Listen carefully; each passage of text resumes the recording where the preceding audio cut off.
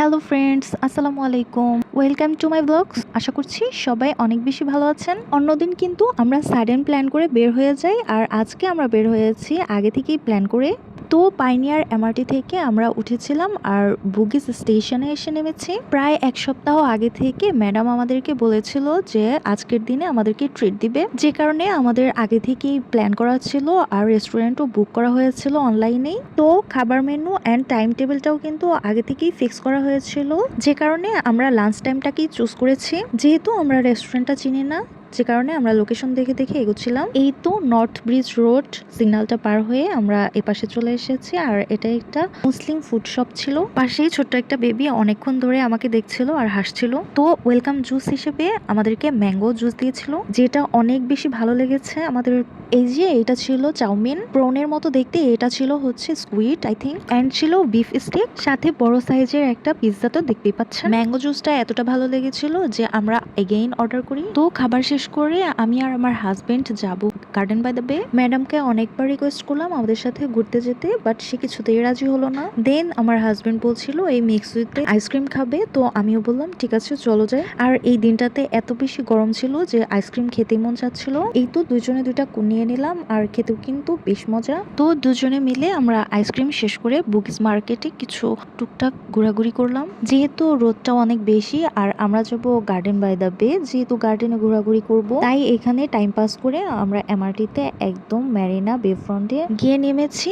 আর এখানে তো দেখতেই পাচ্ছেন কত সুন্দর একটা প্লেস। এই প্লেসগুলোতে গেলে তো অটোমেটিক্যালি মনটা ভালো হয়ে যায়। এর আগেও কিন্তু আমি আরো অনেকবার গিয়েছি, তবে যতবারই যাই আমার কাছে ততবারই ভালো লাগে। এক এক সময় এক এক অকেশনের জন্য এক এক ভাবে সাজানো হয়, যে কারণে কখনোই আর বোরিং লাগে না, খুবই ভালো লাগে দেখতে। তো টিকটকে সবাই দেখছিলাম যে এসকালেটর ট্রেন্ড ফলো করছিল, তো আমিও ভাবছিলাম যে এসকালেটরে আমিও ট্রেন্ড ফলো করার জন্য একটা ভিডিও করব। সেটা আর করা হয়নি আনফরচুনেটলি, ওই দিন এসকালেটরটা অফ ছিল। এই তো আমরা কিন্তু দেখতে দেখতে গার্ডেন বাই দ্য বের সামনেই চলে এসেছে, আর যে ব্রিজটা আছে ব্রিজ থেকে এই যে এই ঝর্ণাগুলো দেখা যাচ্ছে। আমরা তো বিকেল টাইমে গিয়েছিলাম আর তখন খুব একটা রাশিং ছিল না। আস্তে আস্তে যেই সন্ধ্যাটা নেমে আসলো ওই টাইমটাতে অনেক বেশি পর্যটকের ভিড় ছিল।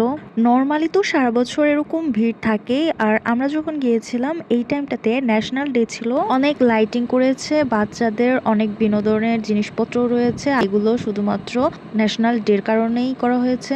অনেক এরিয়া জুড়ে কিন্তু এভাবে লাইটিং করা হয়েছে, আর আমরা কিন্তু সে পর্যন্ত যেতে পারিনি, এত বেশি ঘুরে দেখতেও পারিনি। তো এই যে খাবারের শপ ছিল, মিক্স অ্যান্ড ম্যাচ, যে কোনো তিনটা কিনলে $5। তো আমরা যেহেতু লাঞ্চ করে গিয়েছি আর একদম ফুল ছিলাম, যে কারণে আর কিনে খাওয়া হয়নি। দেখতেই পাচ্ছেন সন্ধ্যার টাইমটা যতটা ঘনিয়ে আসছে পর্যটকের ভিড় কিন্তু এতটাই বাড়ছিল। তারও অবশ্য একটা কারণ আছে, সন্ধ্যার টাইমে এখানে একটা লাইটিং শো হয় ফ্রিতে, ভিজিটর্সদের দেখানো হয়, আর সবাই যে যার যার মতো নিচে শুয়ে বসে শোগুলো এনজয় করে। এর আগে যখন আমি গিয়েছিলাম তখন এই লাইটিং শোটা আপনাদের সাথে শেয়ার করেছি, আর লাইভেও গিয়েছিলাম, সবাইকে দেখিয়েওছিলাম যে কিভাবে সবাই শুয়ে বসে এই লাইটিং শোটা এনজয় করে। তো এখন আমরা দাঁড়িয়ে দাঁড়িয়ে দেখছিলাম এই যে বেবিদের ডান্স, পাশাপাশি আবার বড়দের রিহার্সেল চলছিল। আমরা যেহেতু ন্যাশনাল ডের আগে গিয়েছিলাম তাই এই রিহার্সেল গুলো আমরা দেখতে পাচ্ছিলাম। এই তো অনেক অনেক ঘোরাঘুরি শেষ করে আমরা এখন টায়ার্ড, আর ওই দিনটাতে অনেক বেশি গরমও ছিল। যেই সুপার ট্রি গুলো দেখা যাচ্ছে এগুলোর উপরে আবার একটা ব্রিজও আছে, এই যে দেখতেই পাচ্ছেন, এখানে আবার টিকিট কেটে যেতে হয়। তো আশা করছি আজকের ভিডিওটা আপনাদের কাছে অনেক ভালো লাগবে। আজকের মতো এ পর্যন্তই, দেখা হবে অন্য কোনো ভিডিওতে। আল্লাহ হাফিজ।